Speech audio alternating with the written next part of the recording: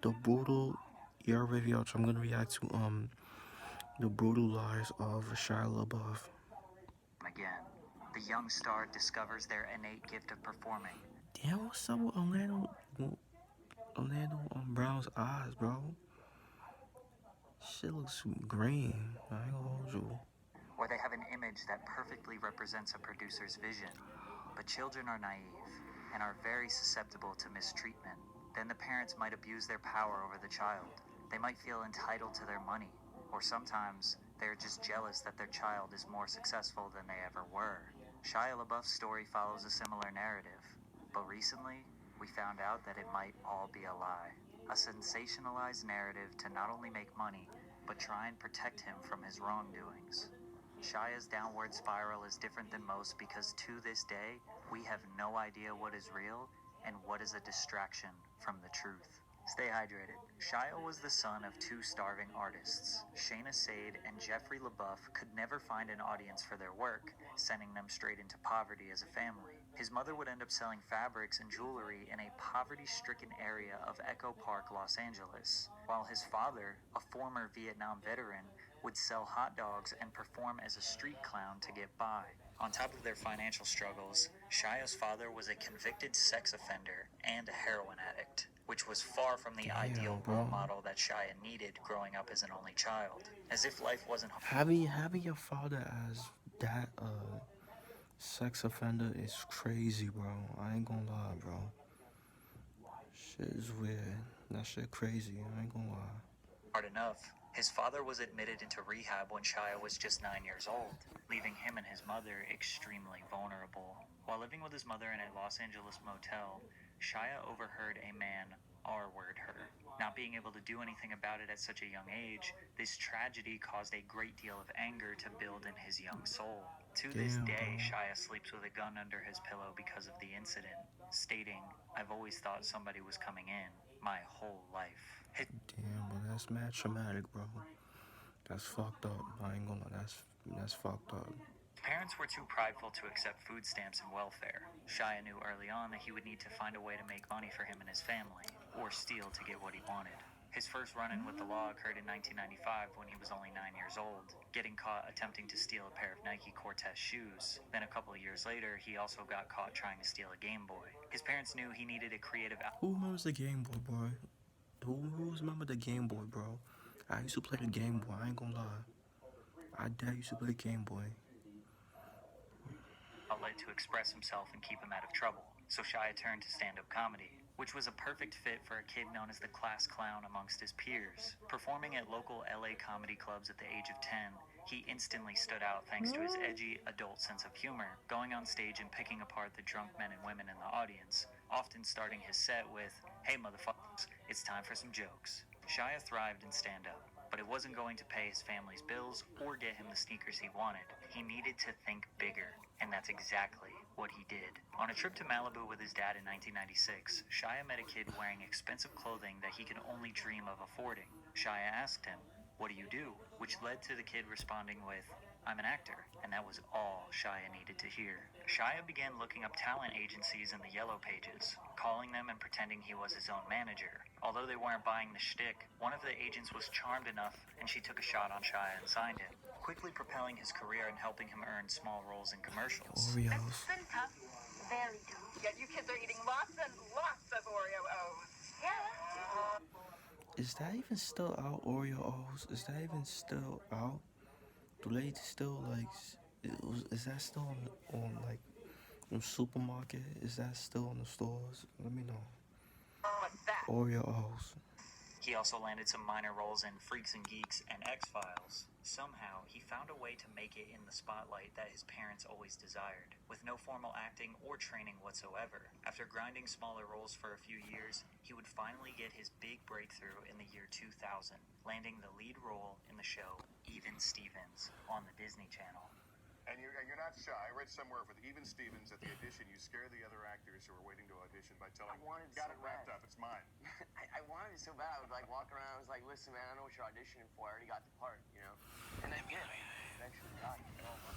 Shia played the role as Louis, who is viewed as immature, rude, lazy, selfish, carefree, and extremely mischievous. He concocts elaborate schemes and inventions to make his life easier. This show, as well as Lizzie McGuire, were the first two Disney Channel live-action shows to pave the way for the iconic early 2000s Disney Channel hits. Even Stevens was a smash success. Shia would go on to win an Emmy. Who remember that show, Even Steven, bro? I don't think that aired on TV no more. That didn't air on TV. Award for his role as Louis Stevens in 2003 and became a household name thanks to the show, with directors in the industry comparing his acting potential to stars like Tom Hanks and Gene Wilder. The show would have gone on longer than 3 seasons, but Disney famously has the 65 rule, where they will cancel a show no matter what after 65 episodes. Damn. Despite Shia having this big breakthrough, his life was far from glamorous. He had to live closer to where the show was being filmed, so he left his mother's house to go live with his father. He says his father was abusive, both mentally and physically. One time, Jeffrey allegedly held a gun to Shia's head in a Vietnam flashback. On top of that, the two lived in a $45 per night motel while he was filming Even Stevens. Disney Channel was known to pay their cast pennies compared to how popular the shows were. But whatever Shia was getting paid, he was using it to keep his family above water. He was merely surviving. Riding the success of Even Stevens, in April of 2003, Shia's career would continue to reach new heights with the release of the film Holes. The film generated $71.4 million worldwide and would open the door for Shia to blockbuster roles on the big screen. He started popping up as a tertiary character in a big film every year. Dumb and Dumberer, Charlie's Angels, I, Robot, Constantine, Bobby. This led to him earning lead roles in The Greatest Game Ever Played and Disturbia, which grossed $118 million in worldwide box office. But one role was about to take him to superstar heights: Transformers. In 2007, Transformers grossed $700 million in global box office. For those that don't know, American action films will often get worldwide praise and send those actors into lifetime A-list status. Shia did 2 of these films in 1 year, the second being Indiana Jones, which did nearly $800 million in global box office. Transformers 2 did over $800 million in global box office. Shia was on top of the world. His life appeared to be perfect in the public eye. He was beloved by everyone. He successfully saved his family from generational poverty, and by 21 was arguably set for life. But unfortunately for Shia, his past was beginning to creep up on him. LaBeouf was arrested and spent 2 days in jail after attempting to stab a neighbor in Van Nuys. In the very same year that Shia was hitting... Damn, bro. This nigga Shia LaBeouf was wildin'. He tried to poke somebody, bro. the red carpet with Megan Fox for the premiere of Transformers, he would spend 2 nights in jail for attacking his neighbor with a deadly weapon. Anger and alcoholism, a result of his troubled childhood, was starting to take over his life. Arrested in November of 2007 for misdemeanor criminal trespassing while refusing to leave a Walgreens. He described the incident: "My logic was off, to say the least." That shit must have fucked up his mental, bro. I didn't know. Did he even went to therapy because of that? Did he went to therapy? Like, comment down below. Like, did he even went to therapy because of his trauma and shit? Did he get some help at least? By on the sauce, he means alcohol. Or somebody? His go-to vice that would become a big problem later on. He was arrested on suspicion of drunk driving in Hollywood in the summer of 2008. And in 2011, he got involved in a brawl outside of a Vancouver bar. He was slowly starting to derail, like many of the child stars that came before him. He earned $15 million for his role in the 3rd Transformers movie. Money was no longer the motivation for him. He didn't need to grind anymore. He decided to step away from the franchise and the millions of dollars it would have continued to produce. He started to chase roles that were more artistic and character-driven. In June of 2012, he made a nude appearance in the music video for the song Fior Piano. The video depicts a man and a woman locked in a never-ending cycle of addiction and desire. Then, just a few years later in 2014, Rob Cantor created a theatrical performance by the name of Shia LaBeouf. The lyrics describe Shia as a murderous cannibal. Shia makes an appearance at the end of the music video for this song, ominously applauding in the audience all by himself, which would later turn into a viral meme. Now, this performance wasn't really meant to be taken seriously, but the motivation behind it was unclear, and overall just seemed to be pretty bizarre behavior for an A-list actor who was being deemed the next big thing by Steven Spielberg just a few years prior. It was in 2014 where Shia was truly never the same. Up until now, he had some arrests, some weird acting roles, but now people were really starting to question everything they thought they knew about him. It all started with this hashtag I am sorry art exhibition. Would you mind taking the bag off? Could you take the bag off your head? I'm not famous anymore. Off your head? Wow. Okay. It's you. Hi, Shia LaBeouf. I Am Sorry was hosted in Los Angeles in early 2014. Shia was dressed in a suit with a bag over his head that read, I am not famous anymore. Fans and spectators paid to sit into a tiny empty art gallery where he was seated, and one at a time they filed in and they were allowed to say whatever they wanted right to his face. Oddly enough, he didn't say anything back the entire day. All he did was sit there and cry. This exhibit was a follow-up to his strange red carpet appearance for the premiere of the erotic art film Nymphomaniac, where he wore that exact same paper bag. Conspiracy theorists said that this was an Illuminati embarrassment ritual. His fans said that it was genius performance art, but most people thought it was another story of a child star gone mad. This stunt came just months before his most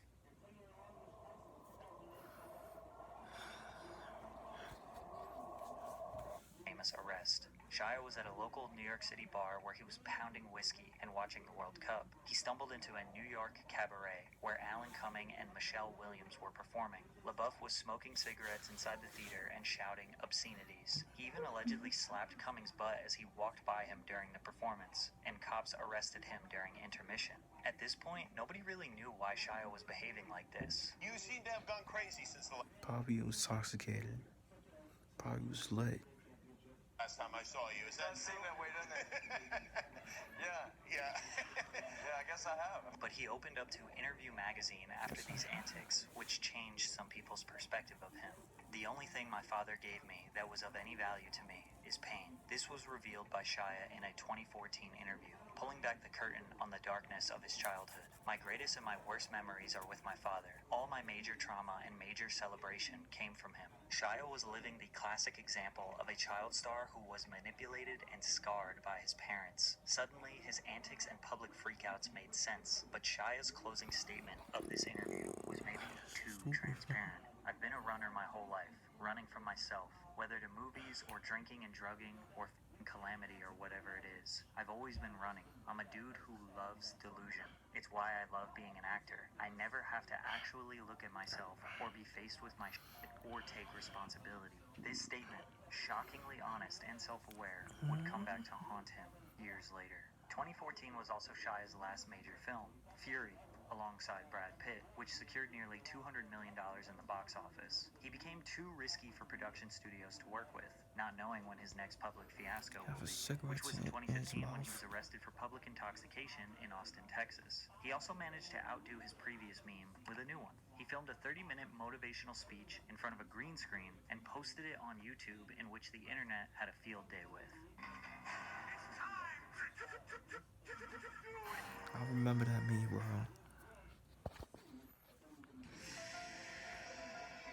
Just do it. Remember that?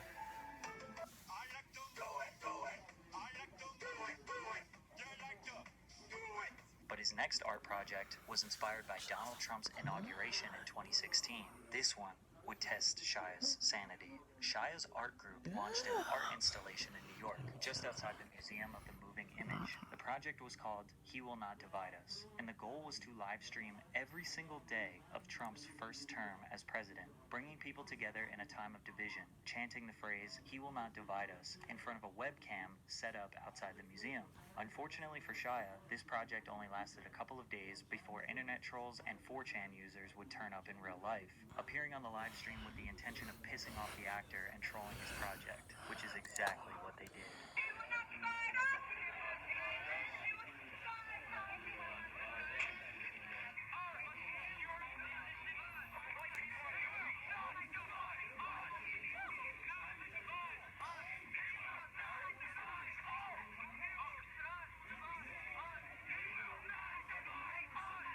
Realizing that people were just going to keep showing up and trolling his message, Shia reimagined the project. Instead, he put a "He Will Not Divide Us" flag up in the middle of nowhere, with a 24-hour live stream so people can go online and look at it. 4chan users were determined to ruin his project, and it only took them 10 hours to do it. They tracked Shia's most recent location using photos that he was tagged in on Instagram. Then they analyzed wind patterns, the sounds of frogs singing in the background, and the constellations in the sky to figure out where this flag was waving. And in 10 hours, they took down the flag, replaced it with a MAGA hat and a Pepe the Frog shirt, and trolled Shia off the internet for a while. But before his exit, we got some bars. I thank God Almighty that I'm balling slightly. I say amen, I'm just amen who's chasing elation. In my occupation, who's patient, who comes from below the basement, from the pavement. Then I got an agent, then I done made it. Past Tom Hanks replacement. Goddamn, my life's amazing. Shia got married to his That shit was dark. That freestyle was dark. I ain't gonna lie. No funny shit. That shit was dark. wife Mia Goth, which seemed to calm him down for a little bit, until he was arrested again in 2017, this time for public intoxication, disorderly conduct, and obstruction. He was sentenced to 100 hours of community service, 1 year probation, and was also court-ordered to attend a drug rehab facility. In this rehab, he was instructed to write and reflect on his life, which may have been just what Shia needed to dig himself out of the hole that he was in at the time. And you wrote this movie while in court-ordered rehab. Yes, sir. Yeah.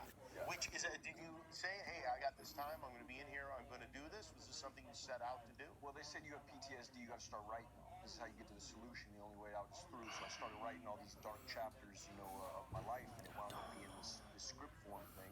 Sent it to my friend, became a movie. Honey Boy would eventually hit theaters in 2019, telling the story of Shia's childhood and his relationship with his father. His self-reflections in court-ordered rehab had transformed into a full-length feature film, completely revitalizing his career that he thought was over. However, before moving forward with the script, he needed his dad's approval, which wasn't the easiest thing to do since he hadn't spoken to his father in nearly 7 years. Initially, when he reached out to his dad about the script, he said that Mel Gibson would be playing him in the film, helping to convince his dad to give the movie the green light. Little did Jeffrey know, this was a blatant lie, and Shia would be taking on the role of his abusive father. We weren't on good terms, so I lied to him and told him, hey, Mel Gibson's going to play you. Sign right here. Honey Boy successfully got Shia his reputation back. There was never a doubt that he was a great actor, but this film made it seem like Shia reconciled with his troubled past and was ready to change for the better going forward. If you can tap into how you can use your suffering to help other people, that is maximum joy. I always thought joy was, I get this and then I'm happy, or I do this and then I'm happy, or I get her and then I'm happy, or I make that and then I'm happy, or they respect me and then I'm happy, or I always thought happiness was to be acquired by the things I would gain from life. That's why I was always grabbing. If I knew early on that happiness actually is in me offering all of my suffering up for other people as an instructive thing or as something that could benefit man, then I maybe would have lived my life different. Unfortunately, this redemption only lasted temporarily, as more harsh realities would get exposed. One of Shia's co-stars on Honey Boy was an actress/singer-songwriter by the name of FKA Twigs. Shia's short marriage was already in murky waters, and the two would instantly hit it off. They started dating shortly after the filming of Honey Boy in 2018. Shia had a history of rocky romantic relationships, yet this relationship turned out to be more toxic and dangerous than the rest, culminating in a lawsuit at the end of 2020, where FKA Twigs sued Shia for sexual battery, assault, and infliction of emotional distress. I really needed a new roof for my home. New York Roofing got me that roof. She would detail terrifying situations he put her in. He was driving recklessly, removing his seatbelt, and threatening to crash unless she professed her love for him. She also says that Shia gave her an STD when he knew he was infected. FKA coming out also empowered pop singer Shia to come out as well, stating that she too had experienced abuse from Shia, calling him a pathological liar. People found old footage of Shia after an argument with his ex Mia Goth, saying that he was about to kill her. If I'd stayed there, I would kill her. At the time, Shia didn't address the allegations. Instead, he promoted his new movie, Padre Pio. We're making a film, me, Abel Ferrer, and Willem Dafoe are making a movie called Padre Pio, about the great Padre Pio. After that, we didn't hear from him until the film was completed. Not only did Shia shift his focus to this role, but he shifted his focus to finding God through Christianity. This film had a lot of publicity, and it was during the mid-2022 rollout that Shia appeared on various podcasts and interviews, where he kind of addressed the accusations. The news that had come out has been like I've been abusive to women, and I've been shooting dogs, and I've been willingly giving women STDs, and it's disgusting. It's depraved. And when I look at this Me Too environment, there's not a whole lot of dudes that are taking accountability. Not bad, like crash and burn type. It hurt a lot of people. He admits to a lot of wrongdoings. Nothing specifically, but both of these interviews, Shia allowed himself to be extremely vulnerable. He admitted to the monster that he was. He admitted that getting back with Mia and having their first daughter allowed him to live for a greater purpose. He also admits to lying about his father. Like with my dad, I want to hit my dad up. Now, here's a man who I done vilified on a grand scale. I put all this in the street, you know, and used him. Juiced my dad is like, this is the reason I'm foul out here. You know, I'm come from this wayward upbringing, and you know, my dad is the reason I'm such a fuck up. You know, he's a biker and a wild man and a criminal and a da-da-da and abusive and I wrote this narrative, which was just fucking nonsense. My dad was so loving to me my whole life. Fractured, sure. Crooked, sure. Like, wonky for sure. But never was not loving. Never was not there. He was always there. He was always there. And I done a world press tour about how he was as a man. My dad never hit me. Never. He spanked me once. One time.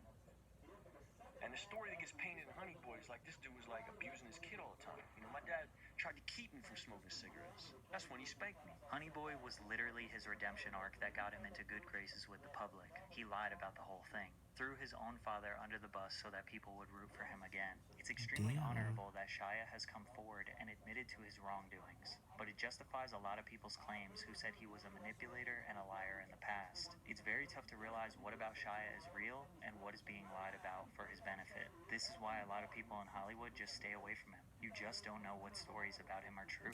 I mean, him admitting to the lies makes me even question all the information in this video. He has admitted in the past that he loves not having to face the responsibility of his actions. All that we can hope for is for the sake of his family, his daughter, that this time what he is saying is true. Hopefully, his spiritual journey has earned him a new...